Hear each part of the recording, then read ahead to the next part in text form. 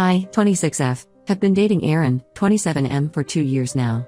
We met through mutual friends at a housewarming party.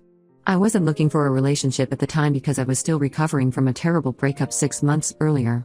My ex of 3 years had cheated on me with multiple women, including my close friend, which left me with severe trust issues. Aaron was different from anyone I'd ever dated. He was kind, attentive, and understood my trust issues without making me feel crazy about them. He worked as a software developer and I'm a marketing manager. We bonded over our love for true crime documentaries and cooking together. After our third date, I knew this was something special. 3 weeks into dating, Aaron told me about his ex Sophie, 27F. They had dated for 4 years through college and broke up 2 years ago. He explained that Sophie struggled with anxiety and depression, and occasionally reached out to him for support. He showed me their iMessage conversations which seemed innocent, just checking up on her mental health every few weeks. I was uncomfortable with this because of my past experiences, but I appreciated his honesty. He showed me their messages without me asking and always told me when she reached out. The messages I saw were very formal and straight to the point, usually just Sophie saying she was having a rough time and Aaron offering basic support and suggesting she seek professional help. My best friend Dorothy, 26F, warned me to be careful. She thought it was weird that Aaron was still so involved with his ex's mental health when Sophie was married to someone else. But Aaron was so open about everything that I felt I could trust him. He never hid his phone, always answered calls in front of me, and made me feel secure in our relationship. Things moved quickly between us.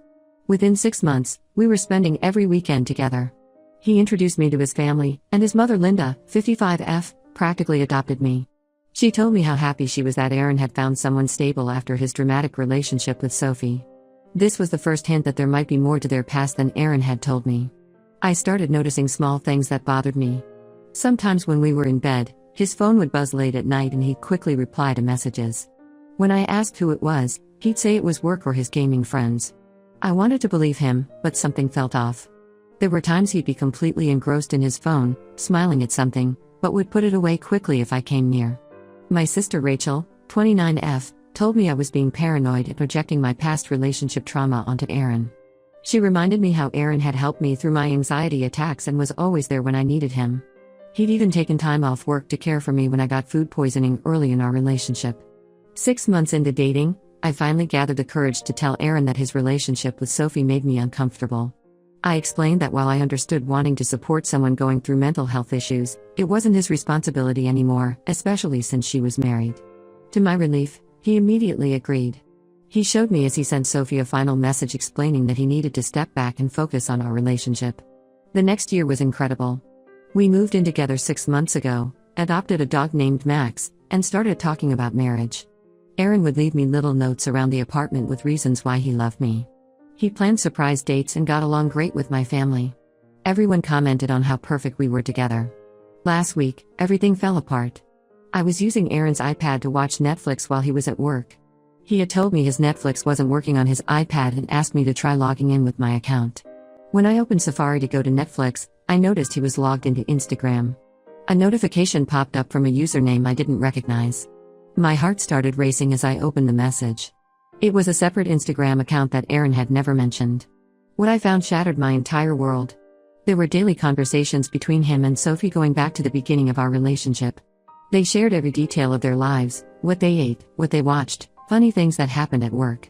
He sent her pictures of places we visited together but never mentioned I was there. The conversations were full of inside jokes and references to their past. They had cute nicknames for each other and would talk for hours about the most mundane things.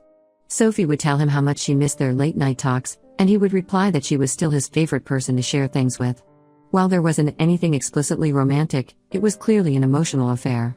What hurt the most was seeing messages from days when I had specifically asked Aaron if he was still talking to Sophie. Days when he looked me in the eyes and swore they barely spoke anymore.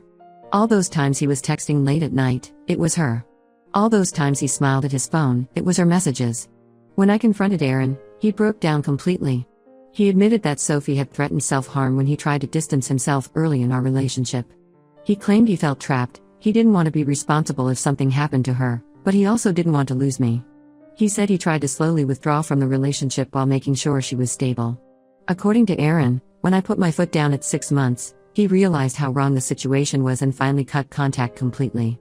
He swears there hasn't been any communication since then, and he's been fully committed to our relationship. He keeps saying the past year of complete honesty should count for something. My family is divided on this. Rachel thinks I should forgive him since he did eventually choose me and has been a perfect boyfriend since then. Dorothy thinks I'm crazy for even considering staying with someone who could lie so easily for so long. My mom says relationships require forgiveness, but my dad thinks once a liar, always a liar. I'm completely lost. If I had discovered this in the beginning, I would have ended things immediately. But now we've built a life together.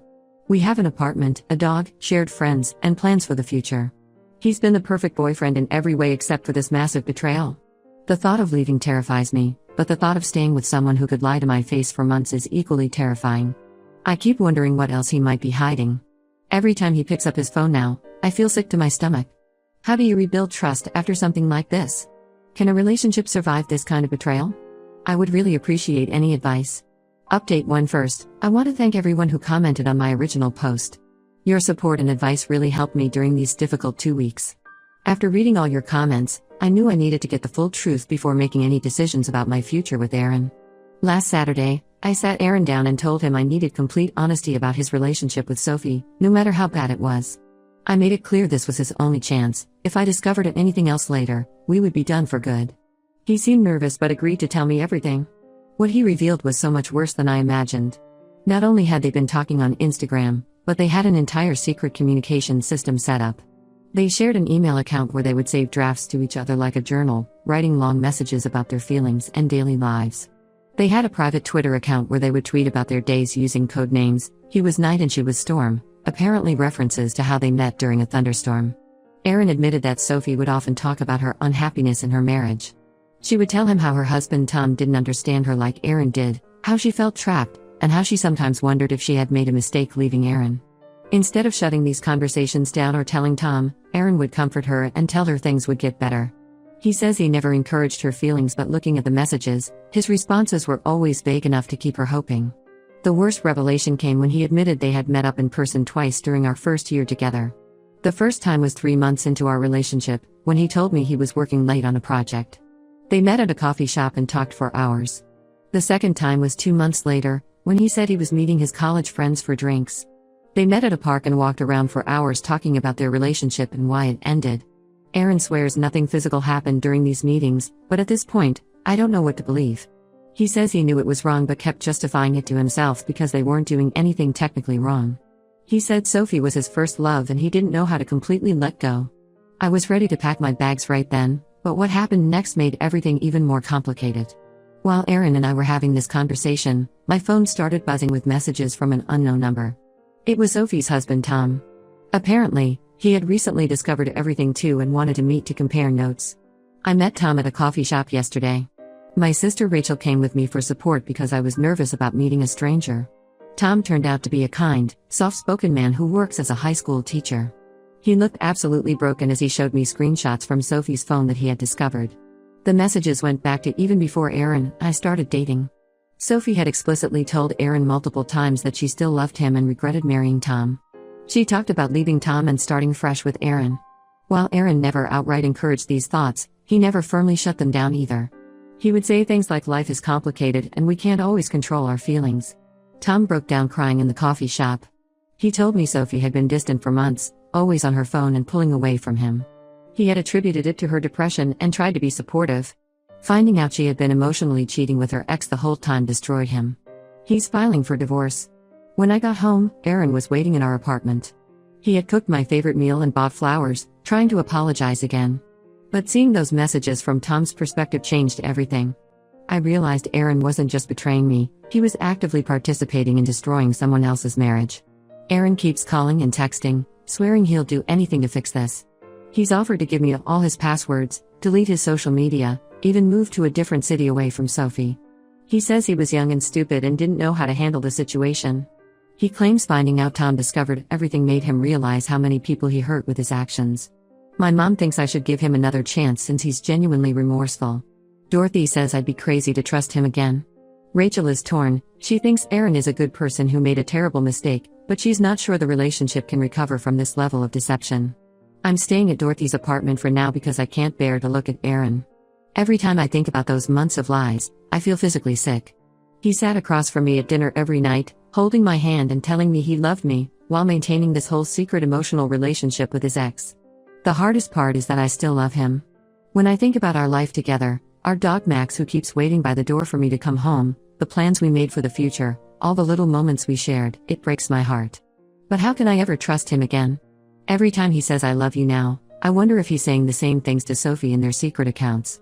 I would really appreciate advice from anyone who has been through something similar. Can a relationship survive this kind of betrayal?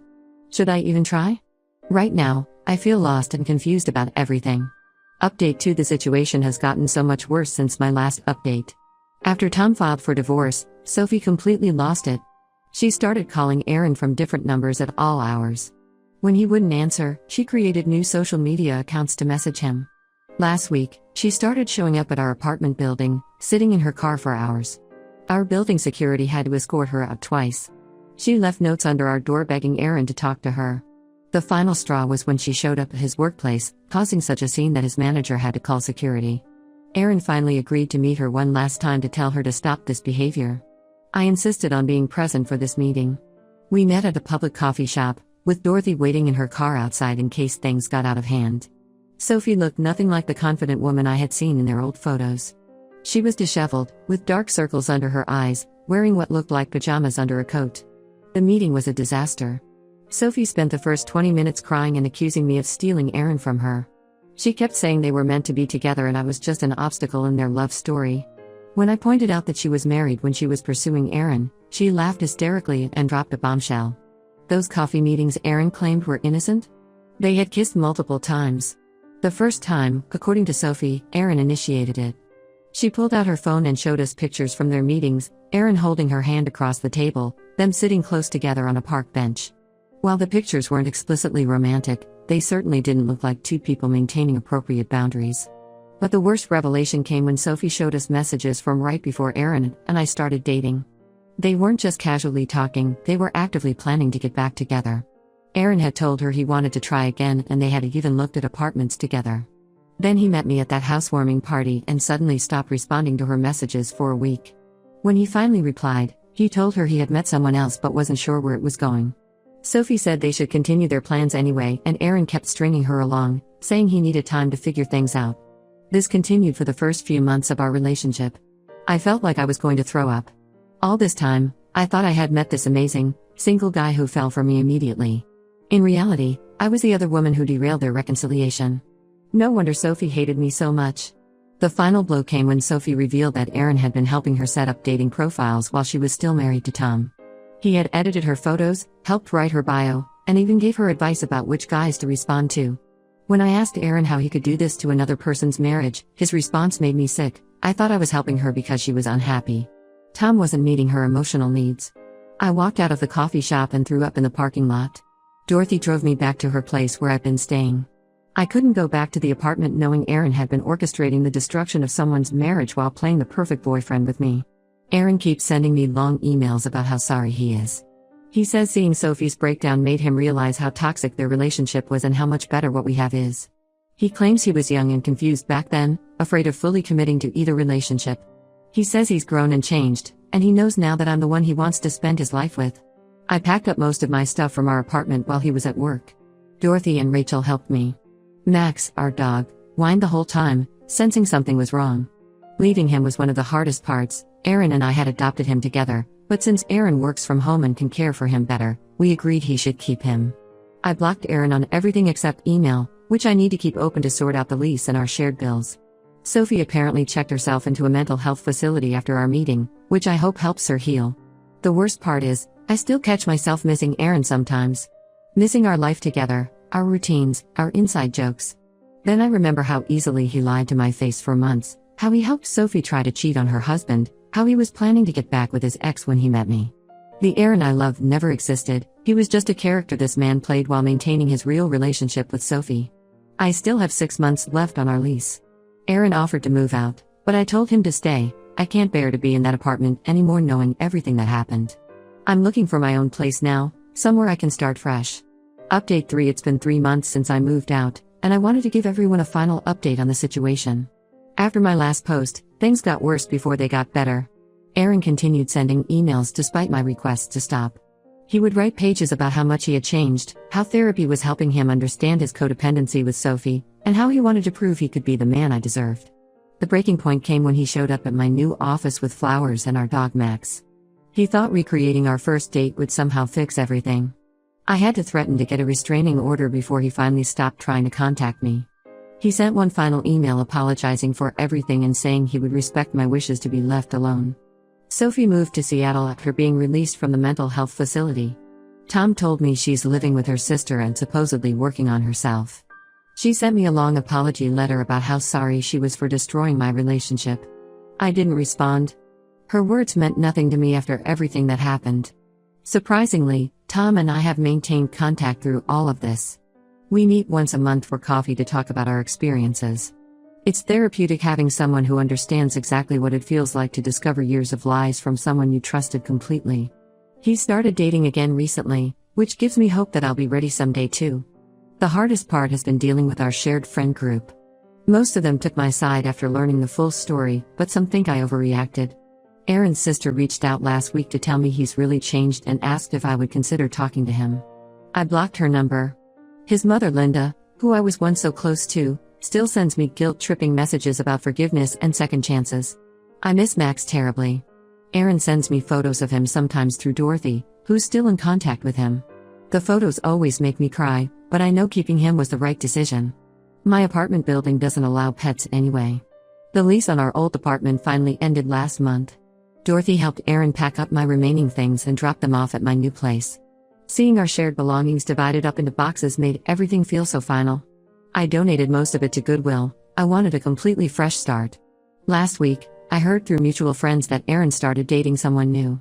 A girl from his office who apparently looks a lot like Sophie. Part of me wants to warn her about what he's capable of, but I know that's not my responsibility. I just hope he's actually changed like he claims and won't put another person through what he put me through. I'm still not dating, but I'm finally starting to feel like myself again. I got a promotion at work, started taking boxing classes, and adopted a cat named Luna. My trust issues are worse than ever, but my therapist says that's normal and healing takes time. To everyone who told me I was overreacting in my original post, I get it. From the outside, it probably seemed like I was throwing away a great relationship over some innocent messages. But my gut was right. The lies, the secret meetings, the emotional affairs, they were just symptoms of a deeper problem. Aaron was capable of maintaining elaborate deceptions for months while looking me in the eyes and promising honesty. Sometimes I still miss the life we planned together, but then I remember that life was built on lies. I deserve someone who won't just tell me what I want to hear while secretly maintaining emotional affairs with their ex. I deserve real honesty, not carefully curated half-truths. For now, I'm focusing on rebuilding my life and learning to trust my instincts again. Thank you to everyone who supported me through this journey. Your comments and messages helped me stay strong when I was tempted to give him another chance.